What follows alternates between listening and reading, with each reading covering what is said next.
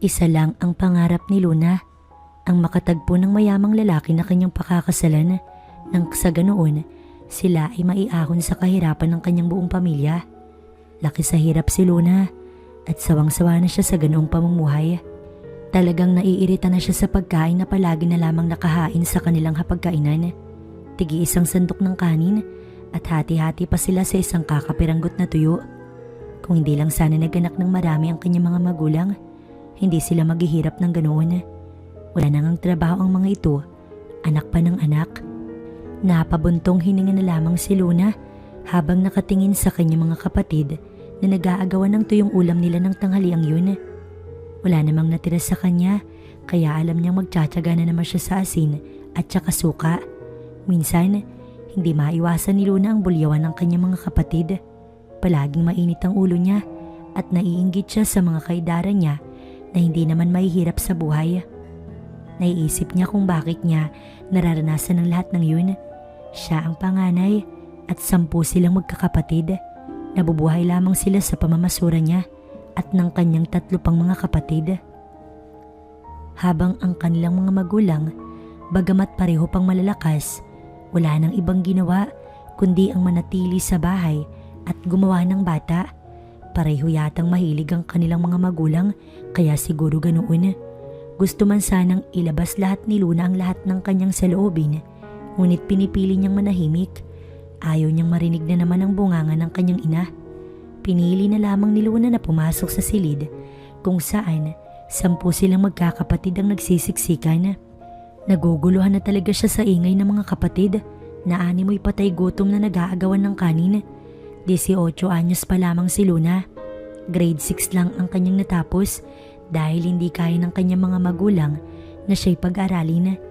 Wala siyang ibang nakikita sa araw-araw kundi ang basurang buhay na mayroon sila. Basura rin ang palagi niyang kinakalkal. Talagang nagsasawa na siya sa amoy ng mga bulok na basura. Sa siyampan niyang mga kapatid ay 6 ang babae at 3 ang lalaki. Puro lalaki ang 3 sumunod sa kanya na may edad na 17, 16 at 15 anyos na siyang katuwang niya sa pamamasura.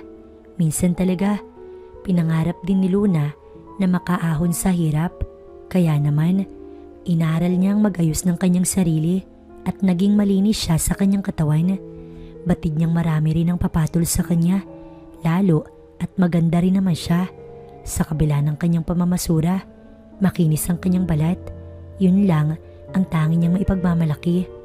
Pagkatapos nga niyang kumain, naligo siya at aalis siya. Magbabaka sakali siyang baka may mahanap siyang lalaki na handang tumanggap sa kanya nang sa ganoon makaalis na siya sa buhay na meron siya. Sa park nga siya tumambay ng araw na yun at alam niyang maraming pumupunta ron. Yun na ang nakagawian ni Luna. Ngunit sa ilang araw at linggong ginagawa niya yun, wala talaga siyang nahanap hanggang sa hindi inaasahang daanan siya ng isang magarang sasakyan nang minsang naglalakad siya pa uwi. Hindi siya kinabahan at hinintay na bumaba ang may-ari ng sasakyan. Nakita niyang isang matandang lalaki na sa tansya niya, nasa edad 60 anyos. Mataba ito at sa unang tingin pa lang niya rito, masasabi niya nang may iba itong balak. Umiti ito sa kanya, tsaka tuluyang lumapit. Hinintay naman niya itong magsalita. Sinabi nito kung okay lang daw ba na ihahatid siya nito. Naisip ni Luna na kung handa ang lalaki na pakasalan siya, papatol talaga siya. Makaalis lamang sa buhay na mayroon sila. Pumayag siya sa alok ng matanda kahit pa hindi niya ito kilala. Pinagbuksan pa siya nito ng pinto ng mamahaling sasakyan. Kaya naman, sumakay na siya. Malamig sa loob sapagkat malakas ang aircon. Hanggang sa narinig niyang sinabi nito ang pangalan nito na si Greg. Hindi niya inaasahan ang sunod na inalok nito sa kanya. Inalok lang naman siya nito ng 20,000 kapalit ng isang gabi. Halos lumuwa ang mata ni Luna dahil buong buhay niya hindi pa siya nakakahawak ng 20,000. At kapag pumayag siya sa kagustuhan ni Greg, mahawakan niya na ang ganoong halaga. Kaya naman sa kanyang kagustuhan ay pumayag siya. Laking tuwa ng matanda nang dalhin siya nito sa isang mamahaling hotel. Manghang-mangha si Luna sa kanyang nakikita. Pumahali ng lahat ng gamit sa hotel room na inukupan nila. Talagang kailalambot ng sofa at kama. Hindi naman siya ganoon ka-inosente pagdating sa gagawin nila ni Greg.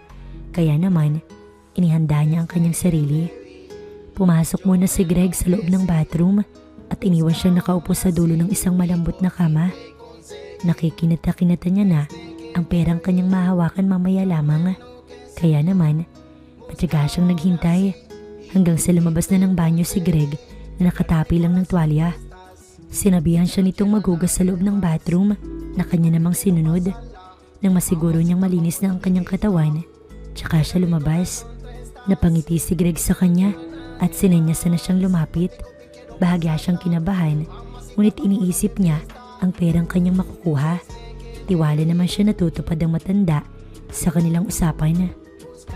Bahagya pang napaigtad si Luna nang maramdaman ng magaspang na kamay ng matandang si Greg na banayad na humaplos sa kanyang pisngi.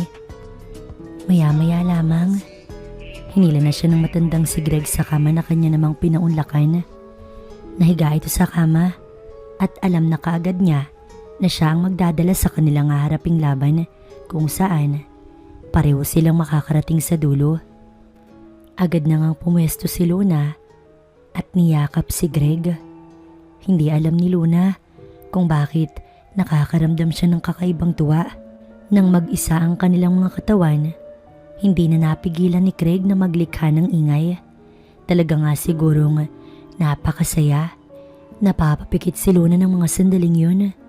Hindi niya alam kung saan kakapit. Parang balo si Luna na hindi malaman ang gagawin. Naisip niya na bukod sa masisiyahan siya, magkakaroon pa siya ng pera. Ginalingan niya ang ginagawa niya. Kaya naman, awang ang mga labi ng matanda at ganoon din naman siya. Habol nilang pareho ang kanilang paghinga at talagang mas lalo pang sumidhi ang nararamdaman nila. Naalala tuloy niya ang una niyang naranasan nun sa ilalim ng tulay kasama ang basurero rin na kanyang naging nobyo. Grabe rin ang kanilang ginawa nun, lalo na at magkaedad lamang sila. Gigil na gigil ang nobyo niya noon kahit pa 2 araw siyang walang ligo ng mga panahong yun. Hindi man lang nagdalawang isip ang kanyang nobyo noon na sisirin ang malalim na balon. Pareho silang nasiyahan ng araw na yun kahit pa puno ng basura ang paligid. Para kay Luna ay isa iyong magandang karanasan. Kung hindi na nga lang namatay sa sakit ang kanyang nobyo, sana sila pa rin hanggang ngayon. Dahil kasi sa hindi malinis na kapaligiran, namatay ito 2 linggo pagkatapos ng may nangyari sa kanila. Biglaan lamang ang pagkawala nito, kaya naman nasaktan si Luna. Sa katunayan, palagi niyang namimiss ang kanilang ginagawa nun na kailanman hindi na nila magagawa pa. Ngunit ngayon ay kanyang ginagawa kasamang isang matandang lalaking si Greg. Hindi bali na at magkakapera naman siya. Ilang minuto pa, hindi na napigilan ni Luna na mapahiyaw nang maramdaman na malapit na siyang makarating sa dulo. Pasidhi ng pasidhi ang kanyang nararamdaman at kulang na lamang mawalan siya ng kamalayan. Napapagod na siya, ngunit hindi niya yun ininda at nagpatuloy lamang. Kailangan niyang makarating sa dulo sa lalong madaling panahon at alam niyang kapag natapos si Greg at nauna ito sa kanya ay hindi siya makakarating sa dulo. Hindi naman siya nabigo at ilang saglit pa, sabay nga nilang narating ang dulo. Nakagat pa niya ang kanyang pang-ibabang labi. Pareho silang hinihingal at pawisan, samantalang walang ibang ginawa ang matanda, kundi ang mahiga lamang. Sinabi naman ng matanda sa kanya na talaga namang nabigay nito ang gusto nito. Kaya naman, laking tuwa ni Luna nang magbilang ng pera mula sa pitaka ang matandang si Greg. Saktong 20,000 nga ang binigay nito sa kanya at hindi lang yun. Bago siya umalis, sinabi ng matanda sa kanya na nais daw nitong maulit muli ang ginawa nila. Sa madaling salita, gagawin daw siya nitong sugar baby. Napangiti na lamang si Luna. Bukod sa nasiyahan, naabot niya rin ang kanyang pinananabikan. Masaya siyang umalis at dumaan muna sa pamilihan. Maraming pagkain ang kanyang binili. Alam niyang matutuwa ang kanyang mga kapatid at hindi na mag-aagawan sa pagkain ng mga ito.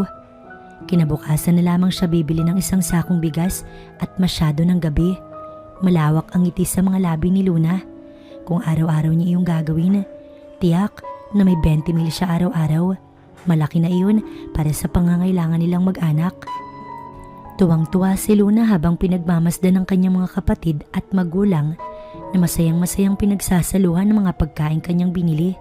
Litsyong manok ang kanilang ulam at talagang paborito iyon ng lahat. May natira pa sa pera niya, kaya naman iipunin na lamang niya iyon at kinabukasan, bibili siya ng kanyang damit nang sa ganoon, mas lalong mahumaling sa kanyang matandang si Greg. Nang gabi ngang yon, halos hindi makatulog si Luna. Iniisip niya ang mga nangyari. Iniisip niya na sana kinabukasan, ganoon pa rin, magkakapera ulit siya at makakatikim ng saya. Kinabukasan, alas 8 ng umaga umalis si Luna upang mamili. Isinama niya ang kanyang kapatid na sumunod sa kanya at kailangan din niya ng tagabitbit. Bumili siya ng ilang pirasong bestida at binilhan din niya ang kanyang kapatid. Pagkatapos, kumain sila ng tanghalian doon sa isang karinderya. Alas 2 na ng hapon nang pauwi niya ang kanyang kapatid, dala ang kanyang mga pinamiling damit at bigas. Balak kasi niyang abangang muli ang matandang si Greg katulad ng kanilang pinag-usapan. Nang makasakay ng tricycle pa uwi ang kanyang kapatid, ay tsaka naman siya nagpunta kung saan siya daraanan ni Greg. Naghintay siya roon ng ilang oras at talagang hindi siya nagsawa. Alam kasi niyang darating ang matanda.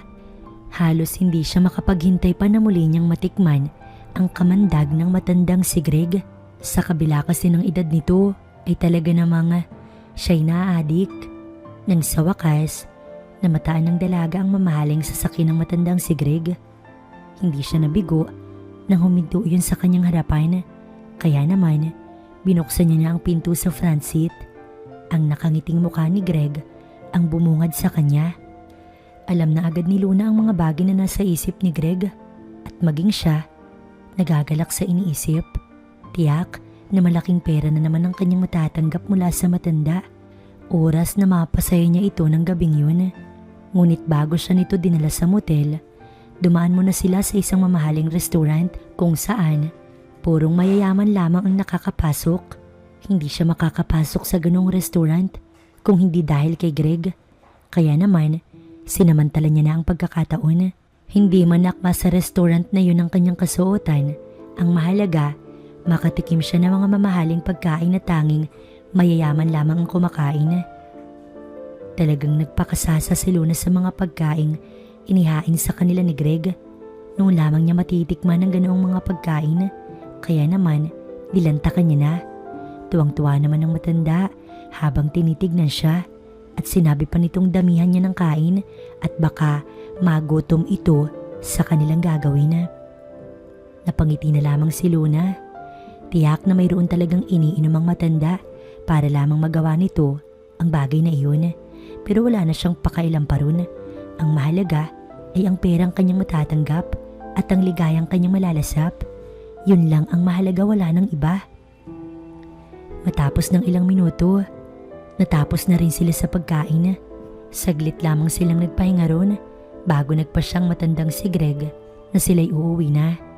Ngiting-ngiti si Luna sapagkat talagang nabusog siya sa kanyang kinain. Alam na kaagad niya kung saan sila didiretso ng matanda, kaya naman inihanda niya na ang kanyang sarili. Kung tutuusin ay siya yung hindi makapaghintay. Nananabik kasi siya sa bagay na yun na hindi niya maintindihan. Sa katunayan, talagang naaatat na siya. Talaga namang naaatat na siya sa kanilang gagawin at kailangan pa niyang pakalmahin ang kanyang sarili. Hindi pwedeng mahalata ng matanda na sobra siyang nagagalak. Dinala nga siya nito sa isang malamig na lugar at katulad ng ipinagawa nito sa kanya, inutusan siya nitong maligo. Sinabi nito na magsabon siyang mabuti. Mabilisan siyang naghugas ng katawan at hindi na binasa pa ang buhok niya. Ang importante lang naman, mawala ang amoy ng katawan niya. Sinabon ng mabuti ni Luna ang kanyang sarili at pagkatapos lamang ng ilang minuto, natapos na siya sa ginagawa niya. Lumabas na siya ng bathroom at nag-aabang na pala sa kanyang paglabas ang matandang si Greg. Kaagad siya nitong sinalubong at pinakatitigan. Hinayaan niya lamang ito sa ginagawa nito. Hindi niya pinansin ang malaki nitong tiyan, bagkus doon lamang nakatingin ang kanyang pansin sa bagay na iyon dito. Ginawa niya ang bagay na talaga namang maghahatid sa dulo sa matanda. Kaya naman, hindi malaman ng matanda kung anong gagawin niya. Talagang gustong-gusto niyang nakakasama si Luna dahil nagagawa nito ang bagay na gustong-gusto niya. Ilang saglit pa, napagpasyahan nilang gawin na ang bagay na parehas silang makakarating sa dulo. Awang ang mga labi ni Luna nang maramdaman na sila ay magkayakap. Pakiramdam niya, mas lalo pang sumasaya ang ginagawa niya. Halos hindi niya kayang ipaliwanag ang kanyang sayang nararanasan. Walang ibang maririnig sa loob ng hotel na yun, kundi ang mga mararahas na paghinga nila ng matandang si Greg. Pareho silang naglalakbay patungo sa dulo. Iisa lamang ang laman ng kanilang isip. Iyon ay ang kanilang maabotang dulo. Dahil sa parehas na uhaw, ay hindi na nga nagtagal at narating nila ang kanilang nais marating. Parehas na pawisan at lupaypay ng matapos. Halos hindi pa nakakapagpahinga si Luna nang may tumawag sa cellphone ng matandang si Greg. Sinagot naman iyon ng matanda at kaagad na nag-ayos ng sarili. Nalilito si Luna sa mga nangyayari, ngunit nagbihis na rin siya hanggang sa makita niya ang matandang dumukot ng libo-libo sa wallet nito. Pagkatapos ay nagbihis, inabot nito sa kanya ang pera na sa kapal ay alam na ni Luna kung magkano. Nang makapag-ayos, lumabas na sila at kailangan na niyang umuwi. Naghiwalay na sila ng daan ng matandang si Greg, ngunit ganoon na lamang ang tuwa ni Luna. Marami siyang may ipon kapag palaging ganoon gabi-gabi. Kinabukasan, nagpasya si Luna na mamili ng kanyang mga dagdag na damit. Nawili na siya sa pamimili at pakiramdam niya napakarami niyang pera. Binigyan din naman niya kahit papaano ang kanyang mga magulang nang sa ganun may magamit ang mga ito. Ganun pa man, hindi pa rin naiiwasang mag-agawan sa pagkain ng mga kapatid niya. Buong buhay kasi nila, noon lamang sila naranasan ng ganoong mga bagay. Kahit pa may kapalit ang lahat ng iyon, gusto rin naman ni Luna ang ginagawa nila ng matandang si Greg.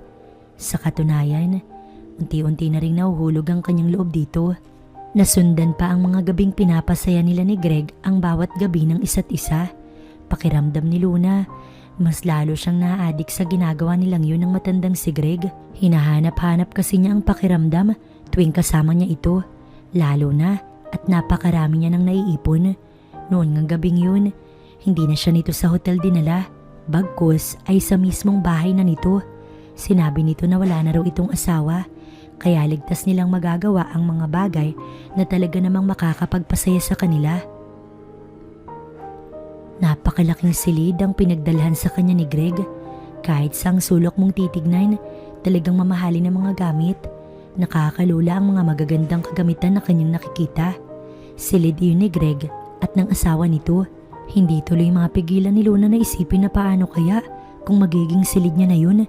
Siguradong magbubuhay rin na siya kapag nagkataon. Wala naman siyang mahihiling pa at ibinibigay ni Greg ang lahat ng gusto niya. Kumakailan nga lang, binigyan siya nito ng hindi kalakihang bahay para sa kanilang mag-anak. Kahit papaano, nakakaluwag-luwag na sila sa bahay, hindi katulad nun. Napakarami na rin niyang naipong mga alahas na bigay sa kanya ng matandang si Greg. Siguro kapag ibinenta niya iyong lahat, malaki-laki ang kanyang makikita. Pero tinatago na muna niya iyon hanggang regular ang allowance niya gabi-gabi. Naligo na muna siya sa napakagandang bathtub sa loob ng malawak na bathroom. Hindi niya akalaing balak pala siyang sabayan ng kanyang sugar daddy. Sabik na naman sila sa isa't isa. At syempre, hindi nila palalampasin ang mga oras na yun. Gagawin nila ang bagay madalas nilang ginagawa, ang bagay na nakakapaghatid sa kanila sa dulo.